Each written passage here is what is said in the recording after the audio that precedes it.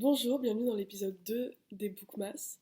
Aujourd'hui j'ai lu et donc je vais vous parler de Behind the Mask de Louisa May Alcott, qui est celle qui a écrit Little Women, si jamais.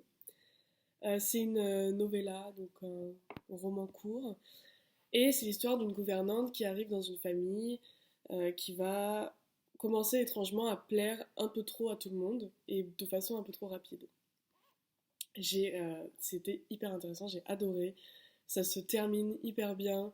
C'est très fiction dans la fiction, théâtre dans le théâtre. C'est pas du théâtre, mais bon, vous voyez quoi. Très mise en scène et tout. Enfin, j'ai beaucoup aimé. J'ai plusieurs points que j'ai envie d'aborder. D'abord, le fait que c'est en quelque sorte, en tout cas, ça commence comme une réécriture de Jane Eyre. Et ensuite, ça va ressembler plutôt aux Liaisons dangereuses de Laclos. C'est une réécriture, enfin, c'est une réécriture un peu satirique finalement de Jane Eyre, dans le sens où la gouvernante se présente au début comme ayant 19 ans, étant orpheline. Euh, c'est un personnage qui est pas. C'est une femme qui n'est pas reconnue pour sa beauté, mais qui va se montrer respectable, vertueuse, etc. Et c'est comme ça qu'elle va gagner finalement l'estime des personnes qui l'entourent. On trouve, euh, on trouve comme dans Jane Eyre, même si c'était évidemment beaucoup moins présent dans un roman de 400 pages que dans une nouvelle de 100 pages, on trouve le motif du déguisement et du masque, qui est, bon là il est dans le titre, c'est un peu évident, mais on trouve le motif du déguisement.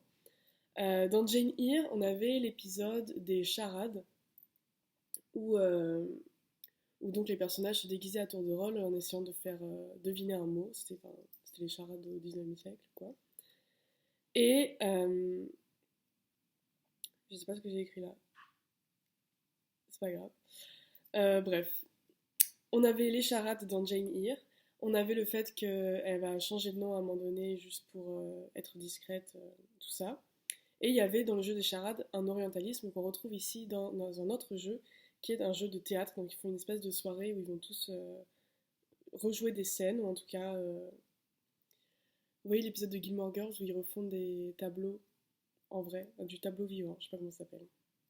Bref, on retrouve ici l'orientalisme, on retrouve le fait de se déguiser, d'être ensemble, et, euh, et on a évidemment le masque littéral de la gouvernante, un masque littéral dans le sens où il y a mention à un moment donné de son maquillage. Je vais essayer de pas spoiler, mais ça va être difficile parce que c'est court et que ce qui est vraiment intéressant finalement c'est la manière dont ça se met en place et dont le drame aboutit.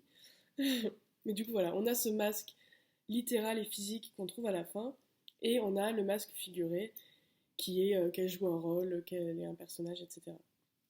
Et ce que je voulais dire par rapport à Jane Eyre, c'est qu'il y a eu le passage avec la voyante où vous savez, si vous avez lu le livre, que c'est encore du jeu de déguisement pour réussir à finalement ressortir la vérité des gens. Donc c'est toujours passer par le faux pour atteindre quelque chose de plus vrai, ou de plus honnête en tout cas. L'épisode théâtral dans Behind the Mask, il est au milieu du livre. Au début du chapitre 5, il y a 9 chapitres.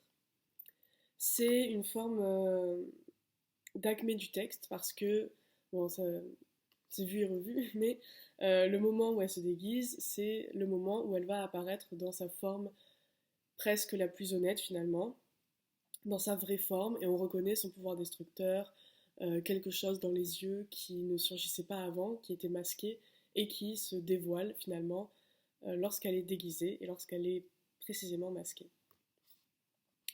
On retrouve aussi dans le début, dans tout le récit en fait, mais surtout dans le début du récit, on trouve des similitudes avec Théoréma, qui est un film bien postérieur évidemment, de Pasolini de 1968, avec un thème qui est aussi celui de Big Wild, Les Proies, qui est un film de 1971. Bref.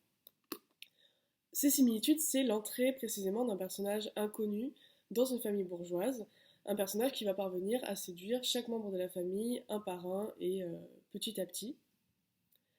Dans Behind the Mask, on a évidemment une version bien plus édulcorée de ce que fera Pasolini, ça paraît, ça paraît évident.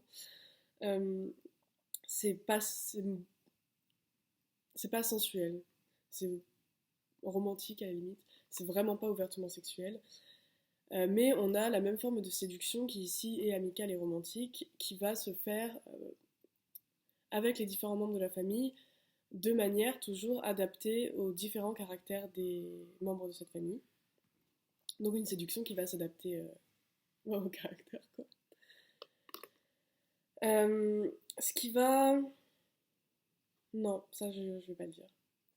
C'est faux parce que je l'ai écrit avant de lire la fin et qu'après je me suis dit c'est pas vrai. Le texte finalement, et là je vais arriver à ce qui ressemble finalement aux liaisons dangereuses. Et en fait je trouve ça hyper intéressant parce que justement on a plein de motifs hyper intéressants qui se retrouvent dans un seul et même livre, qui, aussi court soit-il, contient énormément de choses, ce qui est mieux que Jane Eyre je trouve, mais bon, bref.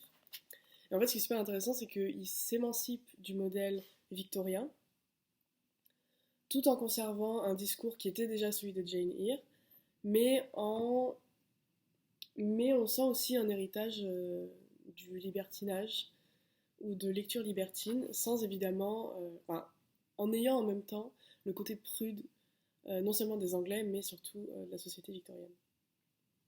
Le texte donc se construit avec un sous-texte qui est relativement féministe, ou qui en tout cas correspond au féminisme victorien du 19e siècle, évidemment. On comprend on comprend très vite que Jean, qui est le personnage principal, donc, ne fait que réagir finalement à une société qui est à la fois oppressive et liberticide pour les femmes. Euh, et c'est cette société-là qui nécessite pour elle la mise à profit finalement de ses seuls moyens de réussite sociale qui sont son charme, sa jeunesse, son amabilité et sa vertu. Je sais, c'est super chiant que je lise, mais voilà. Dans le sens où en fait c'est en étant irréprochablement vertueuse et respectable et en montrant des constantes bonnes manières qu'elle va se faire elle-même respecter, donc c'est en montrant du respect qu'elle reçoit du respect. Et donc c'est, voilà, au début son masque précisément c'est celui de l'idéal féminin victorien auquel elle n'appartient peut-être pas, je sais pas, mais auquel elle appartient beaucoup moins que ce qu'on pourrait croire en tout cas. C'est, j'ai trouvé, une forme de marquise de Merteuil à l'anglaise, donc beaucoup plus, encore une fois, édulcorée, tout ce que vous voulez. Beaucoup moins dans le libertinage que dans la ruse, et dans cette façon de s'être auto-éduquée, même si bon, on n'a pas d'autres informations sur son éducation qu'avec la marquise de Merteuil. Mais ce qui est hyper intéressant, c'est que euh, on va trouver des lettres à un moment donné qui vont permettre ou non d'incriminer Jean, du coup la gouvernante. Et c'est intéressant évidemment parce que dans les liaisons dangereuses, c'est à cause de lettres que la marquise de Merteuil va tomber, si vous voulez. Est-ce que je spoil les liaisons dangereuses? Bon. Le truc est sorti au XVIIIe siècle, donc je pense qu'au bout d'un moment, on pourrait me laisser tranquille. Donc, c'est à cause de lettres que la marquise de Merteuil est tombée. Je vais y arriver. Et ici, c'est encore des lettres qui sont utilisées contre Jean.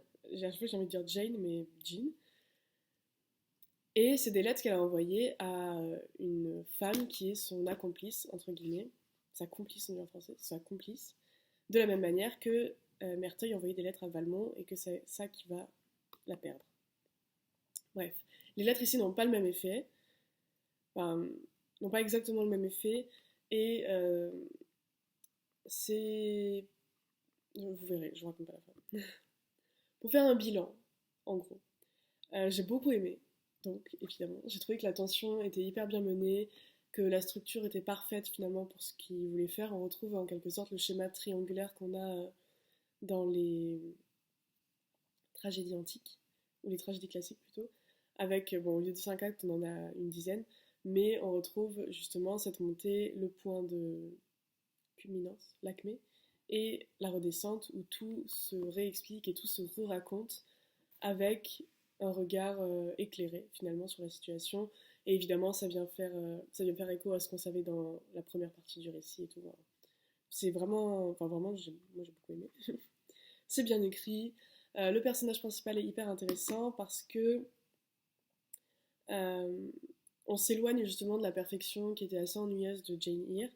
Et on va ici s'intéresser à un personnage qui est duplicite ou duel, un peu à la Merteuil du coup, qui va avoir une psychologie beaucoup plus complexe et dont on va questionner finalement les actions et les raisons de ces actions, quoi.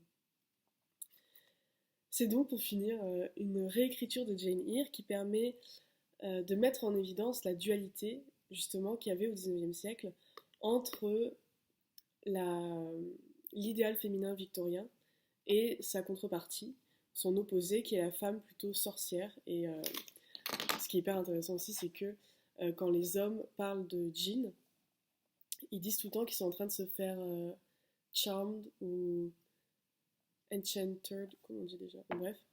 Enfin, ils parlent tout le temps de charme et d'enchantement, et du coup, ça continue de nourrir cet imaginaire de la sorcière et de l'enchanteresse.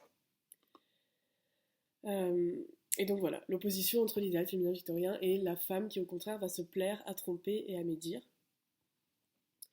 Et finalement, ce qui est le dernier point finalement que je voulais aborder, c'est justement la question du masque et le fait que le titre soit Behind a Mask et pas Behind Her Mask. Euh, Parce que on se rend compte aussi dans le livre que Jean n'est pas la seule finalement à porter un masque ou à voiler une partie de sa personnalité. On a Gerald par exemple qui au début dit que il porte le masque en quelque sorte d'une certaine froideur, d'une frigidité vis-à-vis des autres, qui n'est pas forcément une frigidité qui fait partie de son caractère. Et il y a aussi, je vais arriver, et il y a aussi un moment donné où un prêtre est dit comme alors, who concealed the romance of a boy under his clerical suit, donc qui dissimule un romantisme de garçon sous son habit de moine ou de prêtre, ou tout ce que vous voulez. Bref, du coup, je trouve ça hyper intéressant parce qu'on a aussi tout un discours finalement qui se fait sur l'hypocrisie et sur la duplicité de ces membres de la bourgeoisie qui se pensent meilleurs que Jean, tandis que, enfin, alors que elle fait ça pour sortir de la pauvreté et que eux font ça tout simplement par habitude sociale. Voilà, c'est tout ce que j'avais à dire pour aujourd'hui. J'espère que ça vous a plu et je vous retrouve demain. Bisous.